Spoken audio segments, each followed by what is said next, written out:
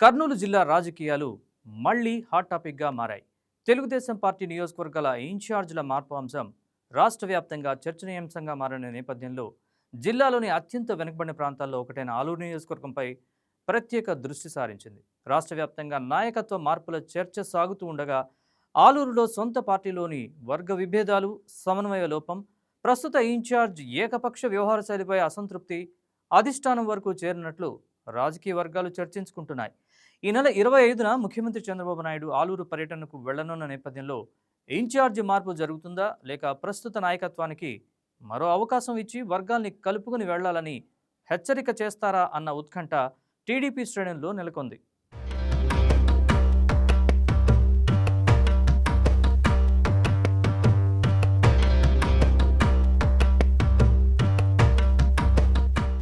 కర్నూలు జిల్లాలో రాజకీయంగా ఎంత వెనుకబడి ఉందో అభివృద్ధి పరంగా కూడా ఆలూరు నియోజకవర్గం అంతే వెనుకబడి ఉందన్న విమర్శలు దశాబ్దాలుగా వినిపిస్తున్నాయి. తాగునీటి సమస్య, సాగునీటి కొరత, పరిశ్రమల లేమి, ఉపాధి అవకాశాల లేమి, వలసలు వంటివి నేటికి పరిష్కారం కాని సమస్యలుగానే మిగిలిపోయాయి. ఇలాంటి పరిస్థితుల్లో అధికారంలో ఎవరున్నా ప్రజలు అభివృద్ధి కంటే రాజకీయ ఆధిపత్య పోరాటాలనే ఎక్కువగా చూస్తున్నారన్న అభిప్రాయం స్థానికుల్లో ఉంది.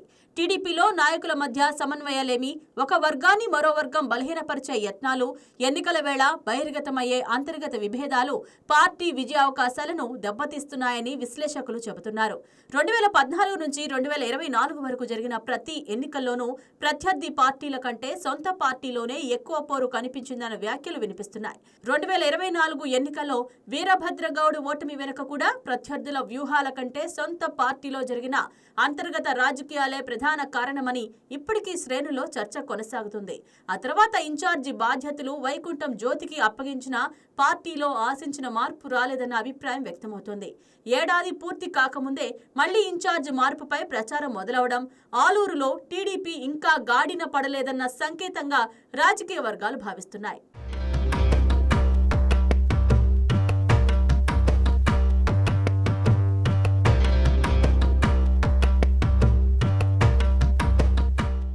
ఆలూరు రాజకీయాలను నిర్ణయించేది కేవలం పార్టీల బలం మాత్రమే కాదు, సామాజిక వర్గాల సమీకరణాలు కూడా కీలక పాత్ర పోషిస్తాయి. వాల్మీకి, బోయ, కురబ, ఎస్సీ, ముస్లిం, రెడ్డి తదితర వర్గాల ఓటు బ్యాంకు ఫలితాలను ప్రభావితం చేస్తుంటుంది. వీటిలో అత్యధిక ప్రభావం చూపేది వాల్మీకి సామాజిక వర్గమే. దివంగత కప్పట్రాళ్ల వెంకటప్ప నాయుడు ఉన్నంతకాలం ఆ వర్గంతో పాటు పార్టీ మొత్తం ఒకే తాటిపై నడిచేదని సీనియర్ నాయకులు గుర్తు చేస్తున్నారు. ఆయన మరణానంతరం అందర్నీ కలుపుకొని వెళ్లే నాయకత్వం కొరవడిందన్న అభిప్రాయం బలంగా ఉంది. ఇదే అవకాశంగా భావించిన వైసీపీ గొమ్మనూరు జయరాంకు అవకాశం ఇచ్చి వాల్మీకి ఓటు బ్యాంకును తన వైపు తిప్పుకుంది. 2 సార్లు ఎమ్మెల్యేగా గెలవడంతో పాటు మంత్రి పదవి కూడా దక్కడంతో జయరాం ఆ సామాజిక వర్గంలో బలమైన నేతగా ఎదిగారు. తర్వాత ఆయన టీడీపీలో చేరిన నియోజకవర్గ సమీకరణాలపై ఆయన ప్రభావం కొనసాగుతోందన్న విశ్లేషణలు ఉన్నాయి. మరోవైపు టీడీపీలో ఒక వర్గం మరో వర్గాన్ని అంగీకరించని పరిస్థితి పార్టీకి పెద్ద మైనస్ గా మారిందని అంటున్నారు. కప్పట్రాళ్ల బొజ్జమ్మ, వైకుంఠం దంపతులు, వీరభద్రగౌడ్ వర్గాల మధ్య ఏర్పడిన దూరం కార్యకర్తలను కూడా వర్గాలుగా విడగొట్టిందన్న విమర్శలు వినిపిస్తున్నాయి. దీన్ని ప్రత్యర్థి పార్టీ తమకు అనుకూలంగా మలుచుకుంటుందన్న చర్చ జోరుగా సాగుతోంది.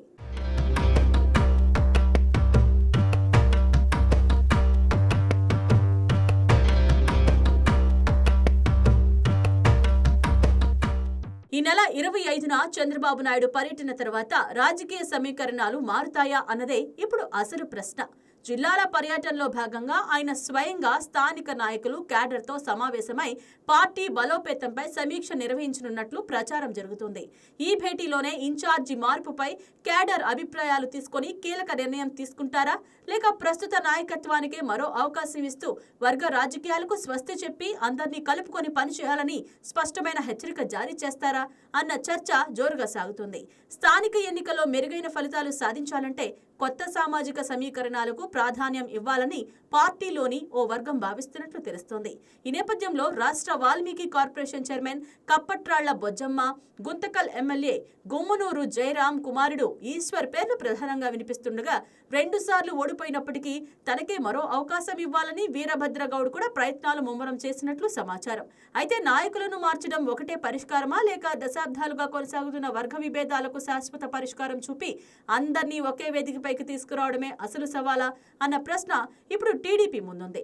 అందుకే చంద్రబాబు ఆలూరు పర్యటనలో తీసుకునే నిర్ణయం కేవలం ఇన్ఛార్జి మార్పుకే పరిమితం కాకుండా నియోజకవర్గంలో పార్టీ భవిష్యత్తును నిర్ణయించే కీలక మలుపుగా మారే అవకాశాలు కనిపిస్తున్నాయి.